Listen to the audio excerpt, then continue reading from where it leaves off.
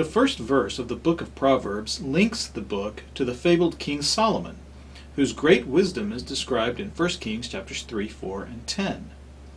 Now, for several different reasons, many scholars consider this link to be more of an honorary ascription than a sober historical assessment. For one thing, certain figures from Israelite and Judean memory seem to have become linked in Judean thinking and later in Judaism with specific genres of biblical literature. So, just as David came to be linked with Psalms and Moses came to be linked with laws, so Solomon came to be linked with wisdom literature because of his reputation for wisdom. Moreover, the description of Solomon's wisdom in 1 Kings 4:29-34 doesn't really resemble very closely the type of wisdom on display in the book of Proverbs. 1 Kings 4:32 does say that Solomon composed 3,000 sayings, a quantity much greater than the contents of Proverbs, but it also describes Solomon's wisdom primarily in terms of knowledge about nature. He would speak, 1 Kings 4:33 says, of the trees, of animals and birds and reptiles and fish. So 1 Kings 4 paints Solomon as more of a zoologist than a sociologist, so to speak, and to some people this strains the association between Solomon and the content that we find in the book of Proverbs itself. Of course, scholars who doubt that Solomon ever existed won't see much historical value in the invocation of Solomon in Proverbs 1:1 either. But even if we take the authorship statements in the book of Proverbs entirely at face value, a more complex picture emerges than a simple ascription of the book to Solomon. Proverbs 1:1 does seem to label the book as the Proverbs of Solomon, son of David, king of Israel, until you get to Proverbs 10:1, where the phrase, the Proverbs of Solomon, is repeated, suggesting that the phrase in 1:1 applies chiefly to Proverbs 1 through 9. The heading in 10:1 seems to mark the beginning of a collection different from chapters 1 through 9, and in fact the literary style of chapters 10 and following is rather different from that of chapters 1 through 9 in some important respects. Now Proverbs 22:17 presents yet another heading, this time simply the words of the wise.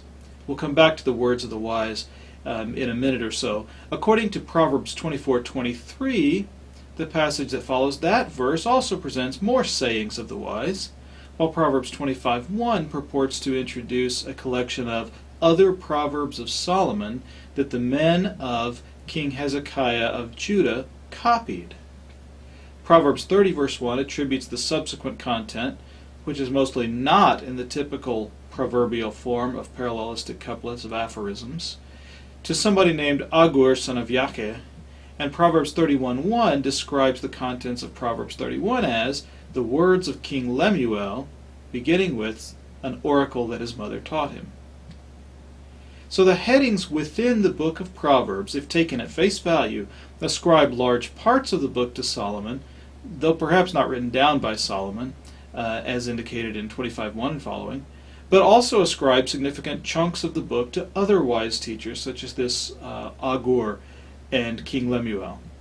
One could reasonably suggest, though it might be hard to prove, that originally anonymous sayings could be attributed in ancient Judah to King Solomon.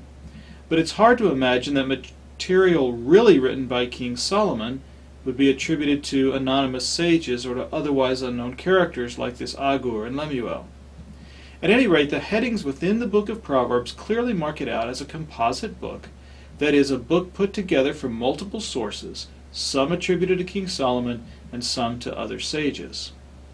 So who are these anonymous wise people, and who are Agur and Lemuel? Let's start with the two who receive specific names. The short answer is that we don't know. Agur, son of Yake, and King Lemuel are otherwise unknown in the Bible or any other ancient source. No biblical narrative tells a story about any King Lemuel, whether of Israel, Judah, or anywhere else. And there's hardly room to fit him in anywhere in the books of Kings or Chronicles. Most scholars infer then that King Lemuel is either a fictitious character or a non-Israelite king. In the New Revised Standard Version, both Proverbs 30 verse 1 and Proverbs 31 verse 1 are translated in a way that characterizes the material that follows as an oracle. Some translators, however, regard the word rendered oracle as a place name, Massa. If that reading is correct, then both Lemuel and Agur should be considered non-Israelite contributors, so to speak, to the book of Proverbs. It might be appropriate to think of them in that way in any event, regardless of whether one translates the word as oracle or regards it as a place name, Massa. The section labeled The Words of the Wise in 22:17 seems to present a very interesting case of borrowing and adaptation. Scholars have long recognized the strong resemblances between the content of Proverbs 22:17 through 24:22 and an Egyptian wisdom text called the Instruction of Amenemope, right down to a correspondence between the mention of 30 sayings of admonition and knowledge in Proverbs 22:20 and the organization of the Instruction of Amenemope into 30 houses or chapters. Some of the structural similarities are so striking that most scholars today agree that Proverbs 22:17 to 24:22 represents an Israelite or Judean abridgment and revision of the popular Egyptian text.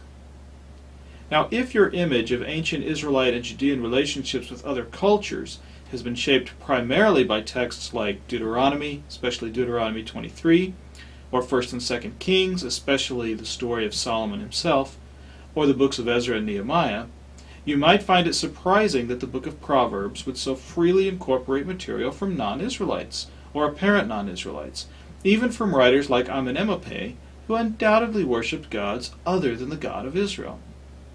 But if you've watched my Basics of the Book of Proverbs video, you may have already perceived one of the critical factors. Because the sages emphasized creation as the sphere of God's interaction with humanity, rather than covenant as the sphere of God's special interaction with Israel, the sages can be open to contributions from a wider variety of cultures. Since, in the sages' view, God created the world to work the same way everywhere, an Egyptian sage's perception of how the world works can be just as valid as an Israelite or Judean sage's perception of how the world works. Now, the biblical sages might have felt a need to abridge or even rewrite some aspects of the material they borrowed, but wisdom literature nevertheless comes off as the most cosmopolitan stream of thought within ancient Israelite and Judean theology. And it's precisely because of this emphasis on creation rather than covenant, which in effect opens wisdom to the entire world.